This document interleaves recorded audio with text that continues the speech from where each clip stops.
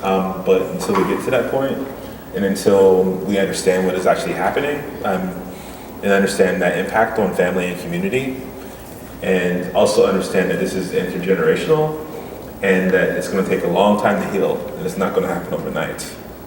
We'll get there maybe one day, but I feel we need to first. Restorative justice, I think, is that perfect picture, but we have a long way to go. These families have been impacted in such a way that it's going to take either a lot of money or a long time for them to heal. Sorry to be a bummer. Well, I think you raise a good point that, I think, when we talk about what can be done to end mass incarceration, part of it is actually we need to heal from all of the damage that has been done, and what does that process look like? Even if we stopped incarcerating thousands of people tomorrow, what does that mean for all of these people? So that, this is going to be, a century's worth of work ahead of us, but really reckoning with the root causes of what has created this system. Yeah. I'm not sure which of this is for, but Raymond mentioned the war on drugs, but I perceive personally the war on drugs as being a primary driver of this mass incarceration. I think that's objectively defensible. But we're also in a region right now that is experiencing extreme pain from drug overdoses, from the way the choices people have made with drugs. And I'm wondering how, in a region like this, I go about talking about ending the war on drugs when it's causing so much difficulty for people's personal lives. You know what I mean? I know that's a little beyond. No, not at all. Yeah. Directed into the scope of what you're looking at, but as far as I can tell, there's no greater damager as far as communities of color, as far as mass incarceration and the war on drugs, and so I'm looking around me here, and it's harder to talk about that. And I want to have to be compassionate and also realize what people are going through. Yeah, it's actually extremely relevant to what's happening in Letcher County right now, because so this prison on the table would be a $444 million federal prison. And so many people in Letcher County have been saying, we need this investment for our community. We're in dire straits right now, and what would it look like if we could use that same $444 million for something else? And what would it mean if you could build a state-of-the-art drug rehabilitation center that was actually healing people and providing employment and meaningful work for people?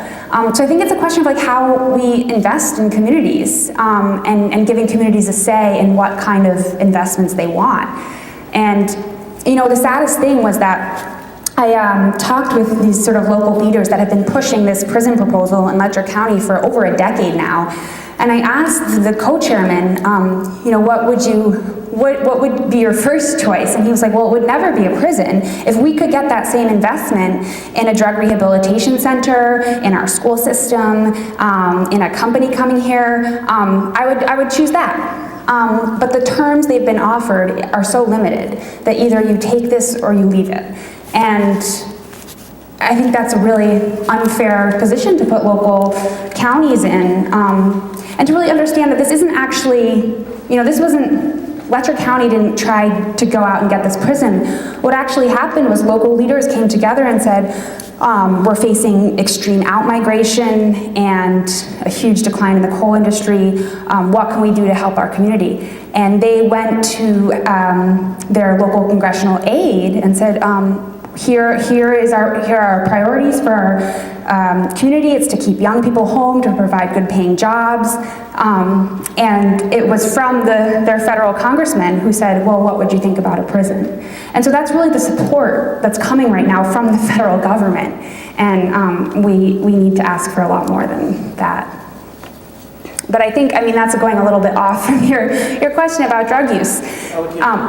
But I think, exactly, in a way that isn't punitive, but is actually helping people heal.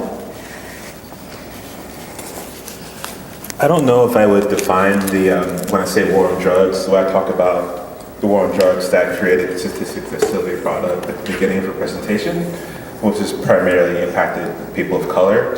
I don't really believe that we'll see that happen in Appalachia in the same way that it's happened to people who see people of color over the last 30 years.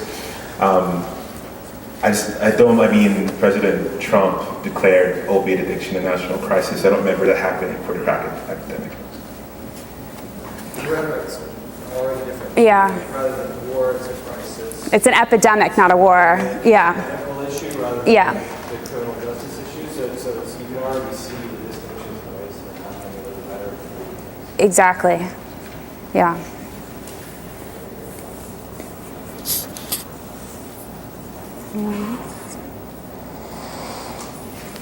Cool. Any last questions? Great. Well, thank you so much for having us. It's great to be here.